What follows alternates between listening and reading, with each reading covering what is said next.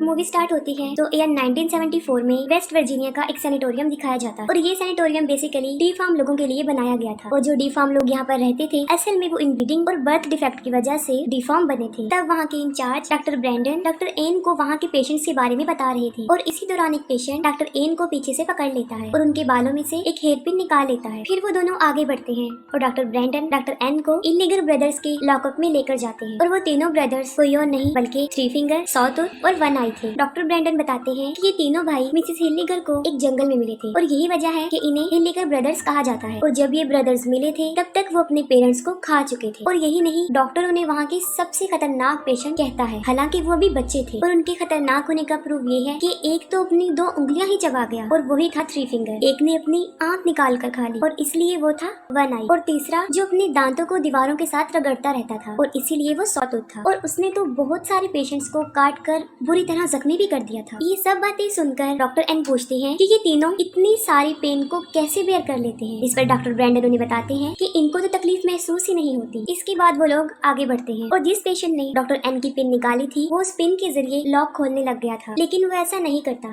क्योंकि वो इतना इंटेलिजेंट नहीं था। और वो तीनों भाई उसे देख लेते हैं और उससे वो पिन मांगते हैं, जिस पर वो पिन उनकी तरफ फेंकता है और उन ब्रदर्स में सबसे ज्यादा इंटेलिजेंट यानी थ्री फिंगर लॉक को खोल लेता है और वो चुपके से तीनों भाई बाहर आ जाते हैं और सिक्योरिटी गार्ड को मार देते हैं और फिर कंट्रोल रूम में जाकर सारे सेल्स को खोल देते हैं। और इसके बाद से ही वो जगह पूरी तरह मेंटल असाइलम बन जाती है। वो तीनों डॉक्टर एन को पकड़ लेते हैं और उसे इलेक्ट्रिक शॉक्स देते हैं और तब तक ऐसा करते हैं जब तक कि उसका दिमाग पूरी तरह पक ना जाए। इसके बाद वो डॉक्टर ब्रैंडन को भी पकड़ लेते हैं और अपनी स्मार्टनेस शो करवाते हुए उससे भी बड़ी बेरहमी से मार देते हैं। और फिर 29 इयर्स गुजर जाते हैं और 29 सालों के बाद 9 स्टूडेंट्स को दिखाया जाता है। उस वक्त वो सब स्नो को बहुत इंजॉय कर रहे होते हैं। उन्होंने अपने एक फ्रेंड कैबिन में जाना था लेकिन वो रास्ता भूल जाते हैं और एक बहुत खतरनाक तूफान में बुरी तरह फंस जाते हैं। और इसी दौरान वहाँ पर मौजूद उन्हें एक बिल्डिंग नजर आती है। वो सब लोग उस बिल्डिंग की तरफ बढ़ते हैं लेकिन उन्हें ये अंदाजा बिल्कुल नहीं होता कि वहाँ पर जाने की उन्हें कितनी भारी कीमत अदा करनी पड़ी। और वो बिल्डिंग वो ही सैनिटोरियम था जहाँ पर वो तीनों भाई रहा करते थे। जैसे ही वो लोग अंदर जाते हैं उन्हें पता चल जाता है कि ये एक हॉस्पिटल था और वो आग जलाकर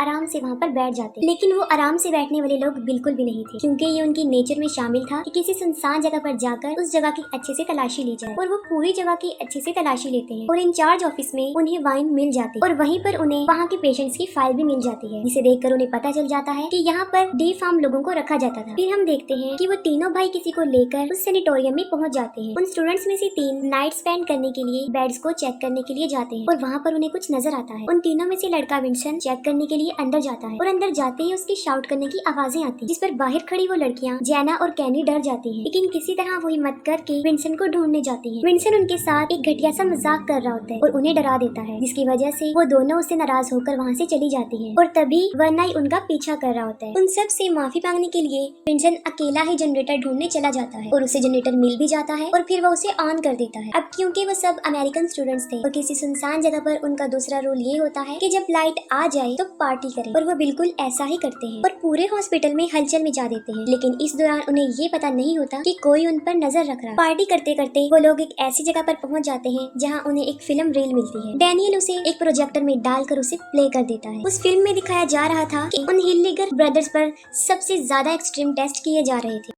वो फिल्म देखकर लॉरेन कहती है कि उसका भाई उसे इनके बारे में बड़ी खौफनाक कहानियां बताता था। वो बताती है कि वो लोग बड़े खतरनाक थे और लोगों को मारकर खा जाते थे, लेकिन किसी को भी उसकी बातों पर बिलीव नहीं आता और सब सोने चले जाते। रात को सब लोग अपने अपने रूम्स में सो जाते हैं लेकिन विंसन को नींद नहीं आती और वो टहलना शुरू कर देता है। वो देखता है कि सामने कोई खड़ा हुआ था और वो उसका वही फ्रेंड बॉटर था जिसके कैबिन में उन्होंने जाना था। जब वो उसके पास जाता है तो वो देखता है कि वो मर चुका है और उसे कुछ सोचने समझने की मोहलत दिए बगैर सॉटूथ उसके सर में एक आयरन रॉड घुसा कर उसे मार देता है। जब सुबह हो जाती है तब भी तूफान रुका नहीं था और वो अभी तक वहीं पर होते हैं। वहाँ पर विंसन मिसिंग होने की वजह से जैना सबसे उसके बारे में पूछती है लेकिन किसी ने भी उसको नहीं देखा था और इसके साथ साथ उन लोगों का सारा सामान भी गायब था। इस पर वो सोचते हैं कि शायद इस बार भी विंसन उनके साथ कोई मजाक कर रहा है और सब लोग उसे ढूंढना शुरू कर देते हैं। उनमें 4 स्टूडेंट्स बेसमेंट में जाते हैं और वहाँ पर उन्हें अजीबोगरीब किस्म का केज मिलता है जिसमें बहुत सारे औजार रखे होते हैं। और जब वो आगे बढ़ते हैं तो उन्हें सारे सेल्स मिल जाते हैं जिनमें पेशेंट को रखा जाता था। और जब वो आगे बढ़ती हैं तो वो देखती हैं कि वहाँ पर बहुत सारा खून लगा हुआ है, जिससे वो और ज्यादा परेशान हो जाते हैं। बेसमेंट में वो सब मुख्तलिफ डायरेक्शन में चले जाते हैं और तब जैना किचन में चली जाती है जहाँ पर वो देखती है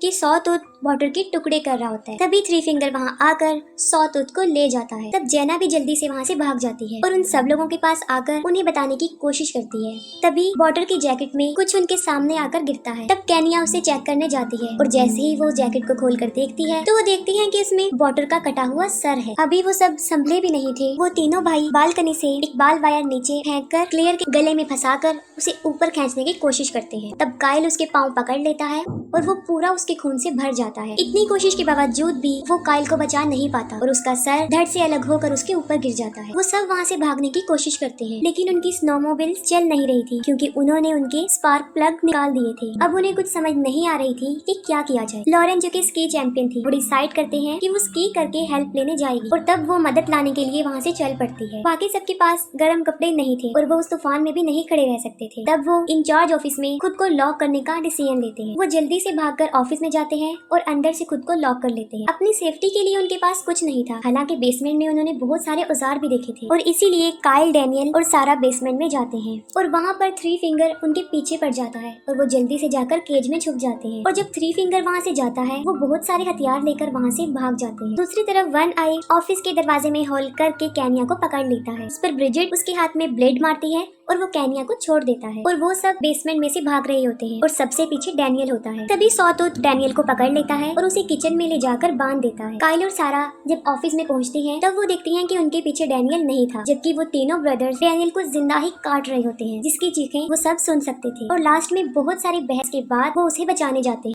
तब काइल देखता है कि वो तीनों उसकी मसल्स को काटकर तेल में फ्राई कर कर खा रहे थे और डैनियल उस टॉर्चर से बच नहीं पाता और उसे मरा हुआ देखकर वो सब डिसाइड करते हैं कि वो उन तीनों को अपने ट्रैप में फंसाएंगे। ये सोचते हुए वो उन लोगों पर अटैक कर देते हैं और उन्हें एक सेल में बंद कर देते हैं। तब काइल उन्हें जलाकर मारने का फैसला करता है लेकिन केनिया उसे ऐसा करने से रोक देती है। वो इसलिए मना करती है क्योंकि शायद उसकी इंसानियत जाग गई थी और वो उन्हें मासूम समझ रही थी। वो काइल को उन पर पहरा देने के लिए वहाँ पर रुकने को बोलते हैं और खुद जाकर सो जाते हैं। और यहाँ बदकिस्मती से वो उसी सेल में लॉक थे जहाँ पर वो 29 साल तक लॉक रहे। और सबसे बड़ी बात ये कि जिस पिन से उन्होंने वो लॉक खोला था अभी भी वो पिन वहीं पर ही पड़ी। और जब काइल सो जाता है तब थ्री फिंगर अपनी स्मार्टनेस दिखाता है और लॉक को खोल लेता है और बाहर आते ही सॉटूथ काइल को पकड़ लेता है। और जब केनिया काइल को चेक करने आती है तब खुद ब खुद जनरेटर बंद हो जाता है और हर तरफ अंधेरा हो जाता है। और वहाँ पर वो देखती है कि ना तो वहाँ पर काइल है और ना वो तीनों सेल में है। वो वापिस आकर सबको बताती है और तभी वहाँ पर कोई दरवाजे पर आ जाता है जिसका फेस कवर होता है और वो सब समझते हैं कि शायद ये थ्री फिंगर है जिसको वो बड़ी बेरहमी से मारते हैं और वो जान से मर जाता है। फिर वो उसका फेस देखने के बारे में सोचते हैं। तब वो देखते हैं कि वो थ्री फिंगर नहीं था बल्कि वो काइल था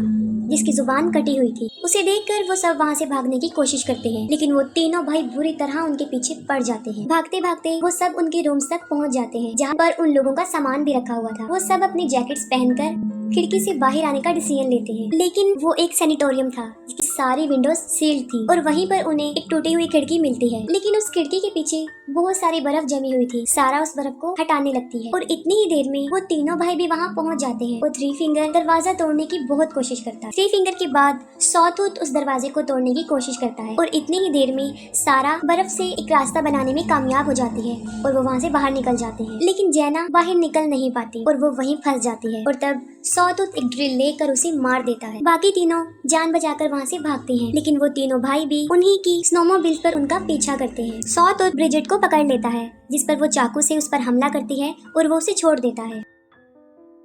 दूसरी तरफ हमें लॉरेन दिखाई जाती है जो बर्फ जमने की वजह से मर चुकी होती है और यहाँ पर सबसे अफसोसनाक बात ये है कि मेन रोड उसके सामने ही था जो तूफान की वजह से उसे नजर नहीं आया और वो हिम्मत हार कर वहीं बैठी रही और मर गई। अब सिर्फ केनिया और सारा ही बचते हैं और केनिया अपनी जान बचाकर भाग रही होती है और वन आई उसके पीछे पड़ा होता है। अभी वो केनिया को पकड़ने ही वाला होता है कि सारा उसे मारकर नीचे गिरा देती है और वो अपनी स्नोमोबाइल लेकर वहाँ से चली जाती है। वो दोनों बहुत खुश होती है क्योंकि ये सब उन्होंने अपने प्लान के अकॉर्डिंग किया होता है। वो इतनी खुश होती है कि वहाँ पर लगी हुई वायर्स उन्हें नजर नहीं आती और उन दोनों का सर धड़ से अलग हो जाता है। तभी थ्री फिंगर वहाँ आता है और उनके सर उठाकर ले जाता है और उनकी बॉडी वहीं पर ही पड़ी रहती है और इसके साथ ही ये मूवी एंड हो जाती है।